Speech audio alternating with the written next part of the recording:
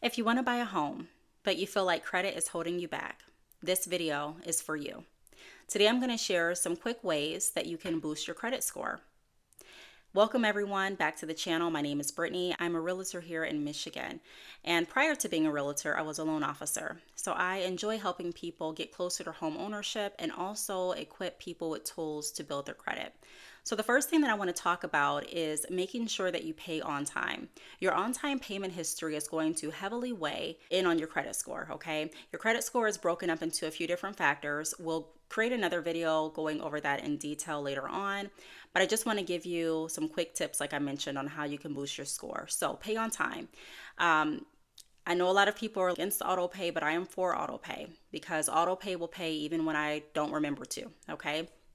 So put your credit cards on auto pay, put your loans on auto pay, anything that is impacting your credit, I have it on auto pay, okay? You just want to make sure that you're getting in the habit of either putting everything on auto pay or making sure that you have a calendar and that you're writing down when your bills are due and you're paying them on time. One late payment can set you back so far.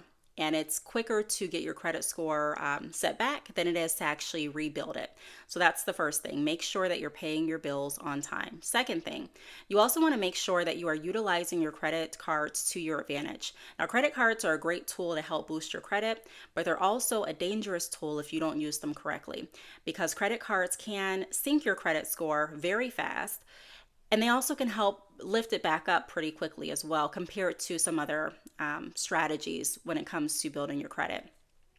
So if you are missing credit card payments, or if you're paying on time and you're over the 30% threshold that it's recommended for credit card usage, you can notice your credit score go down. And again, this is even if you're paying your credit minimum payment on time. If you're paying on time, but you're still over your 30% limit, that's recommended, then your credit score definitely can suffer. It is ideal to stay below 10% of your credit limit, okay? If you do go over, it's okay. Just make sure, if you can, that you go back and you pay it down as soon as you can.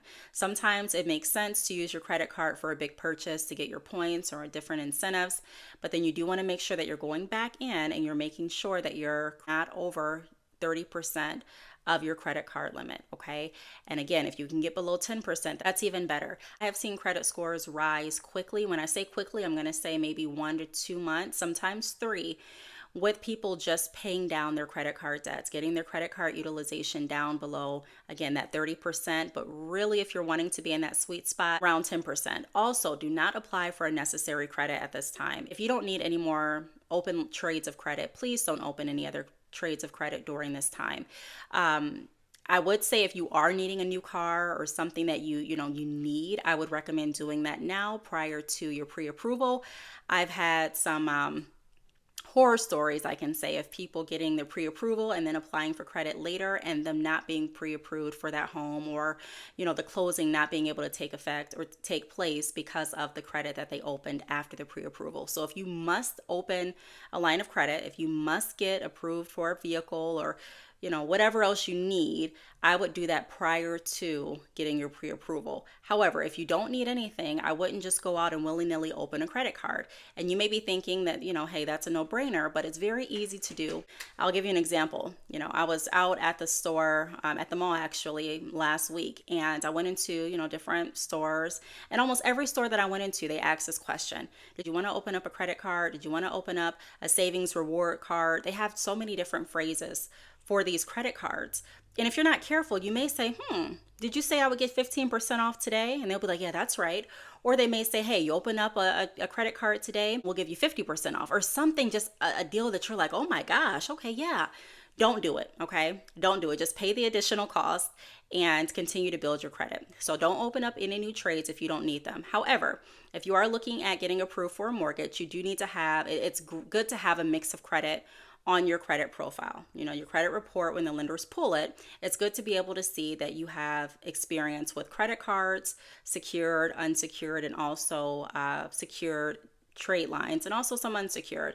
So that would look like an unsecured trade line could be a personal loan or a signature loan. A secured trade could be like an auto loan. And then you have your like credit cards also for unsecured or lines of credit. So it's good to have a mix, but it's also good to show that you're not actively pursuing more credit, okay? Because that can hurt your application and your chances of getting approved for a mortgage. It's not just about the score, but the score is important. When you're applying for a mortgage, lenders are going to look at your overall credit profile and get a story of your risk factor, and that's going to let them know if they are safe lending to you or if they're going to need you to meet some additional metrics before they can approve the loan, such as getting your debt to income and within their guidelines, or increasing your credit score, paying off some collections. Even if your credit score is good and you have some outstanding collections, you still may be required to pay off some of those collections or all of those collections for your pre-approval to stand. So again, I want to put it out there. It's not just about the score. Sometimes I've seen it before where people have had scores that were pretty high, really good, but still not approved for a mortgage. So just wanted to put that out there. We'll talk a little bit more about that as we continue on this channel, but not applying for new credit can definitely help boost your score. Another thing that can help boost your score is checking your credit report for errors. So many people overlook this. They don't get their credit reports, they don't go through them, and they don't look for errors. If there is something wrong or incorrect with your credit report, you have the right to contact the credit bureau, whether it be via letter, phone call. You have the right to contact them and dispute any inaccuracies on your credit report. The best way to do that is by writing a letter and sending it into the credit bureaus. However, you can also give them a call and they will walk you through how to start the dispute. You can also start the dispute on their websites a lot of times or through different portals, but check your credit report and make sure that everything is correct. Don't rely on the creditors to have your information correct, because sometimes they don't, okay? So you want to make sure that everything is reporting accurately. That's also going to keep your score healthy and keep your information correct. Okay, another good practice is to not close any of your credit cards. Some people think that if they're not using their credit cards and if they go ahead and close them, that it's going to help their credit.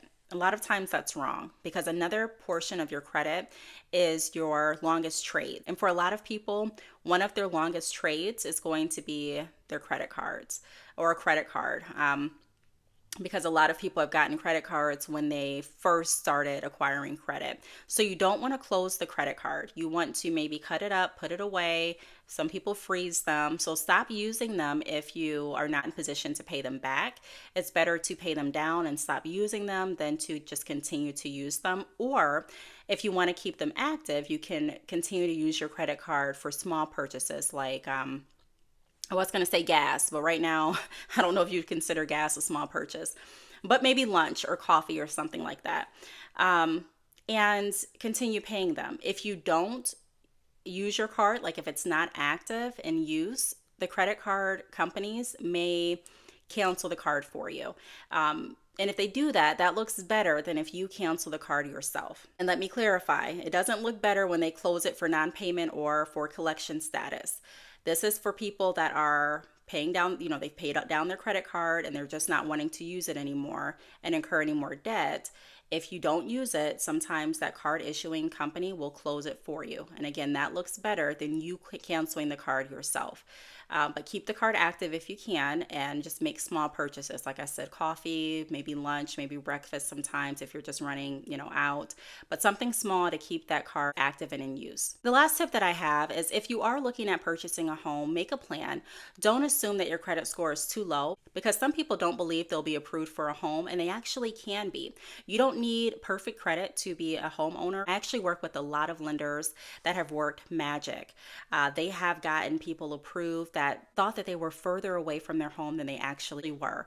So don't let a non-perfect credit score keep you away from home ownership, but just get educated about how to make sure that you're in the best position when it is your time to apply for a home. If you are looking for a home, be sure to connect with me. Even if you're not in Michigan, I'll be more than happy to share resources with you and connect you with someone that can help with your home search. I want to thank you all for watching, and I'll talk to you on the next video. Bye.